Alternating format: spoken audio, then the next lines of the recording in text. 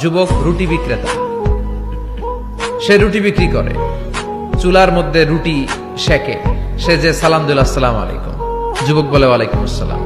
আহমদ ইবনে হাম্বল বলে, যুবক আমার যাওয়ার জায়গা নেই, সফরে বেরিয়েছি, খুব শীতে কষ্ট পাচ্ছি, রাতে যদি তোমার এই চুলা থেকে একটু আগুন পোহাই কোনো সমস্যা?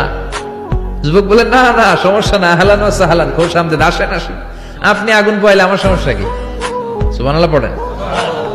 আল্লাহ শুকরিয়া করে উনি বসলেন আর আগুন পোহাচ্ছেন, আর খেয়াল করলেন যুবক রুটি বানায় আর পরে আস্তাগফিরুল্লাহ, রুটির দলা বানায় পরে আস্তাগফিরুল্লাহ, খামির বানায় আর পরে আস্তাগফিরুল্লাহ, রুটি নিয়ে উনুনের ভিতরে চুলার ভিতরে সেকা দেয় আর পরে আস্তাগফিরুল্লাহ, দোকানদারের কাছে কেউ আসলেই সে রুটি দেয় আর পরে আস্তাগফিরুল্লাহ, ক্রেতার কাছ থেকে টাকা নিয়ে ক্যাশ বক্সে রাখে আর কি পড়ে, আবার রুটি বানানো শুরু করে আর কি পড়ে, খালি এটাই পড়তেছে। ইমাম আহমদ ইবনে হাম্বল তো অবাক, কিরে এটা আবার কেমন যুবক, খালি আস্তাগফিরুল্লাহ। উনি প্রশ্ন করলেন, যুবক ঘটনা কি? আসার পর থেকেই তোমার দেখতেছি তুমি রুটি বানাও, রুটি বিক্রি করো আর পড়ো আস্তাগফিরুল্লাহ, মালাকা ইয়া শাবাব। যুবক বলে, আস্তাগফিরুল্লাহ আমার সবচেয়ে বেশি পছন্দের আমল, আমি সব সময় আঠার মতো ইস্তেগফারের সাথে লেগে থাকি আর সব সময় পড়তে থাকি আস্তাগফিরুল্লাহ, আর এর বদৌলতে আল্লাহ আমারে মুস্তাজাবুদ দাওয়া বানিয়ে দিয়েছে। আহমদ ইবনে হাম্বল তো অবাক, আনতা মুস্তাজাবুদ দাওয়া, তুমি মুস্তাজাবুদ দাওয়া রুটিওয়ালা? আমি এত বছর হাদিস পড়াই, আমিও তো মুস্তাজাবুদ দাওয়া না, আর তুমি রুটি বেচো বাজারে, তুমি মুস্তাজাবুদ দাওয়া, তুমি দোয়া করলে সব কবুল হয়ে যায়?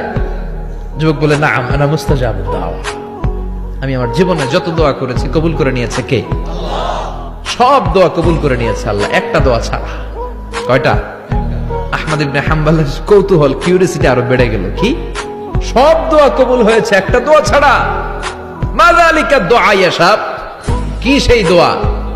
যুবক এবার বলতে শুরু করলো, আমার জীবনে যে দোয়াটা আল্লাহ কবুল করে নাই সেটা হচ্ছে আমি আল্লাহর কাছে অনেক চেয়েছি, অনেক দোয়া করেছি যে আল্লাহ, শুনেছি এই জামানার সবচেয়ে বড় মুহাদ্দিস, তার নাম নাকি ইমাম আহমদ ইবনে হাম্বল, আল্লাহ তোমার কাছে আমার চাওয়া আমি যেন এই ইমাম আহমদ ইবনে হাম্বলের দেখে মরতে পারি, আমি যেন ইমাম আহমদ ইবনে হাম্বলের হাতে হাত রেখে মুসাফা করতে পারি আর তার কপালে একটা চুমু এঁকে দিতে পারি।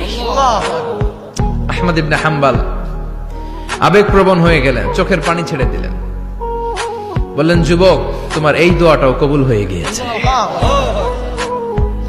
আহমদ ইবনে হাম্বলের দেখা আর সাক্ষাৎ পাওয়ার জন্য আহমদ ইবনে হাম্বলের বাড়িতে তোমার যাওয়ার দরকার নাই, আহমদ ইবনে হাম্বল তোমার দরবারে ছুটে এসেছে। আনা আহমদ ইবনে হাম্বল মুহাদ্দিসুদ দাহর, আমি নিজেই আহমদ ইবনে হাম্বল।